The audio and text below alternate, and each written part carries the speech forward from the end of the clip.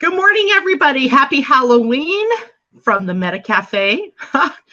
I'm just the great rock star pumpkin, and Jason is, what is that from? The Nightmare Before Christmas? Yep. You're Jack Skellington? It's Jack Skellington. Well, no matter what you are today, I hope you have fun because it's meant to be kind of a, well, tongue-in-cheek, fun kind of day. And I'm excited today because we are going to be doing our first of hopefully a series of classes on the symbology, the connection between the tarot and the astrology. And I can't see shit and things, so I have to take off the sunglasses and the weird ass hat. Sorry, it's hot. Back to normal, Janet. Anyway, good morning. If that's a thing, okay. You mean normal Janet's a thing, or back to normal Janet? Yeah. It's a thing. It's a thing. I have a normal. I have a normal me. Woo! Now there's light. I can see. Amazing. So today we are looking at the moon in the latter degrees of Pisces, which means it's coming into contact with Chiron.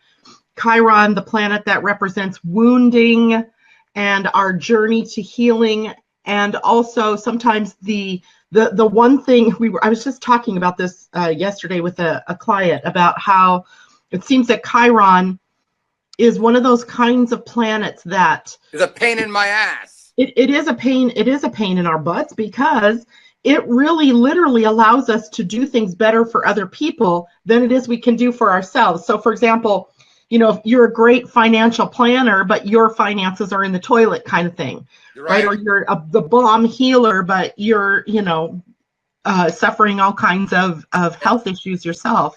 Yeah. So when the moon conjuncts Chiron, it brings those wounds up to the surface.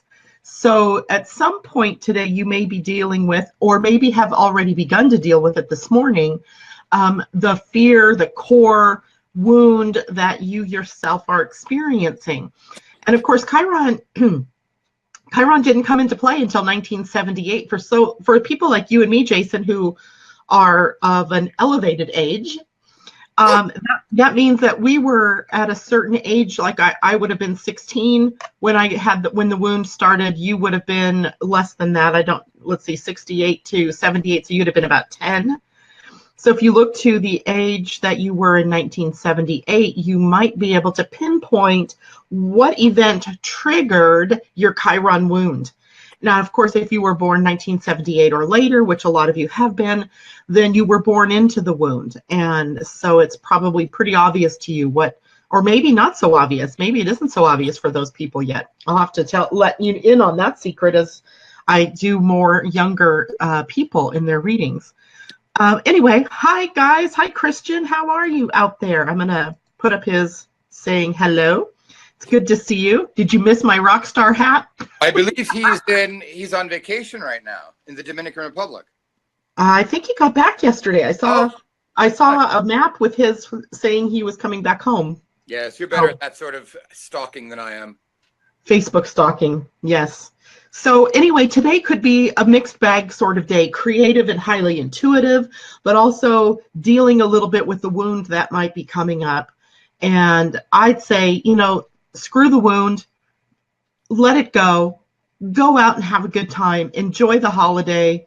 It's kind of funny how we call them holidays, but enjoy the fun and the excitement of dressing up, being someone you not normally, and going out and getting a bunch of candy, even if you're not supposed to have candy like me.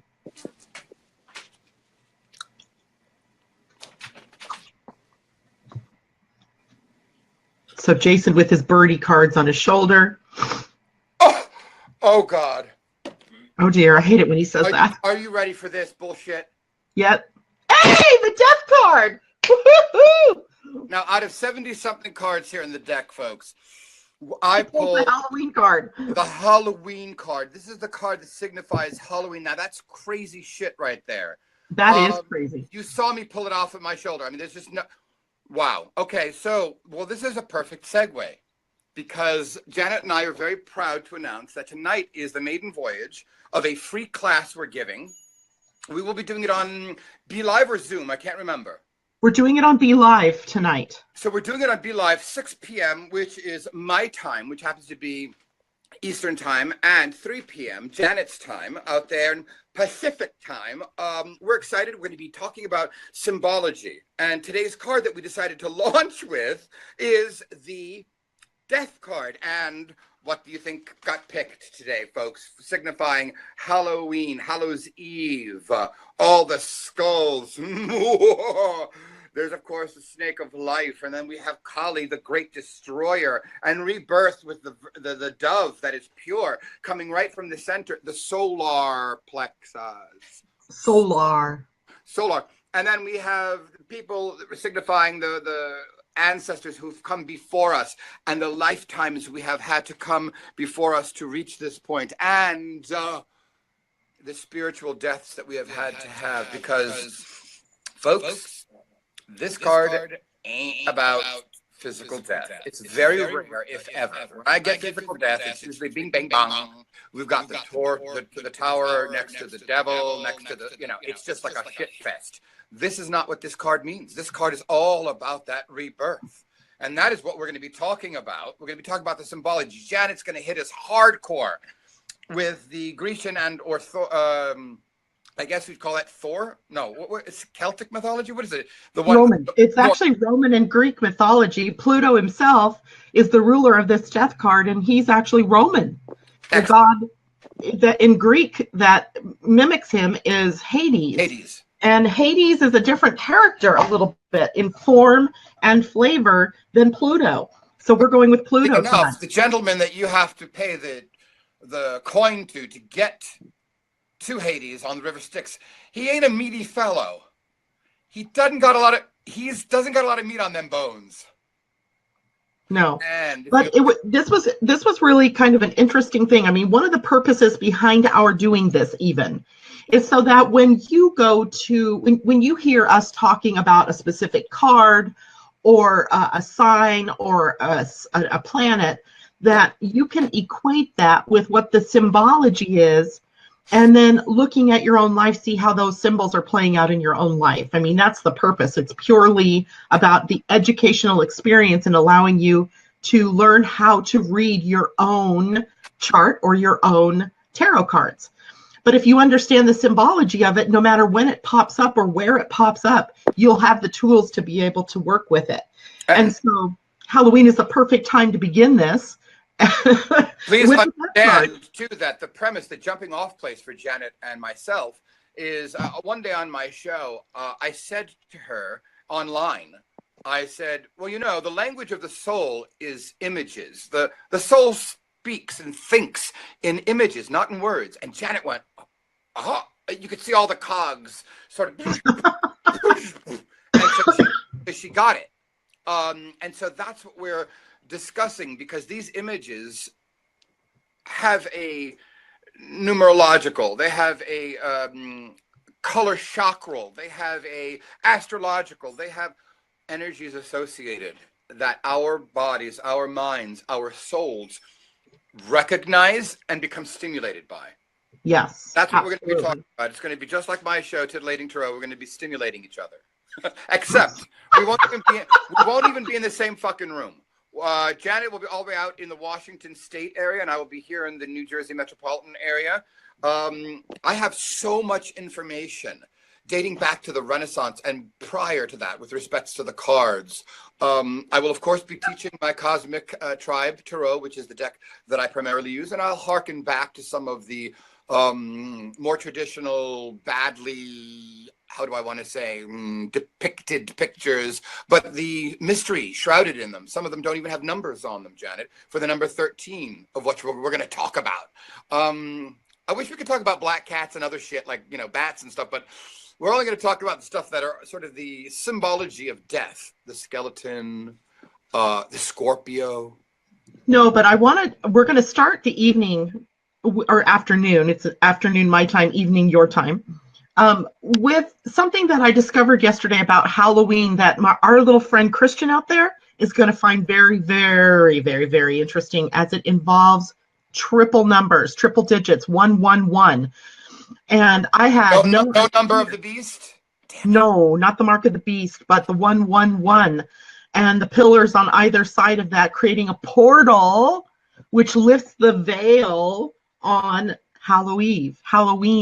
Very interesting. Knowing that, of course, Halloween's midnight becomes November 1st, which is the 11th month and the first day, 11-1, 111. So a lot of themes around that particular number as it relates to Halloween that I had no clue about. So that was an interesting thing I found yesterday that we'll share a little bit more about in the beginning of the show tonight as we transition from that to death, which is the primary theme of Halloween and All Hallows Eve. So we have such wonderful information. I can't wait. I'm so excited. Yeah, when you think about it, everything, 13, Saturn, that has been associated with it, and then all these other things we're going to bring into play. And also the number 8. The 8 comes into play here as well, which is in, numerology, the number of man, the number of humanity. How does 8 come into it? Because Scorpio is the 8th sign, and Scorpio rules death and is also the ruler of the 8th house. All right, don't give it all away. I'm just teasing people. We're teasing. We're teasers. We're titillating. So, we're titillating teasers. So we have a lot to share with you this evening, and we only have an hour to do it. So be on time, 3 p.m. Pacific, 6 p.m. East Coast time, and get your little notepads out. Have your deck of cards. If you have a tarot deck, get your death card out so you could be following along with Jason on what the symbology is.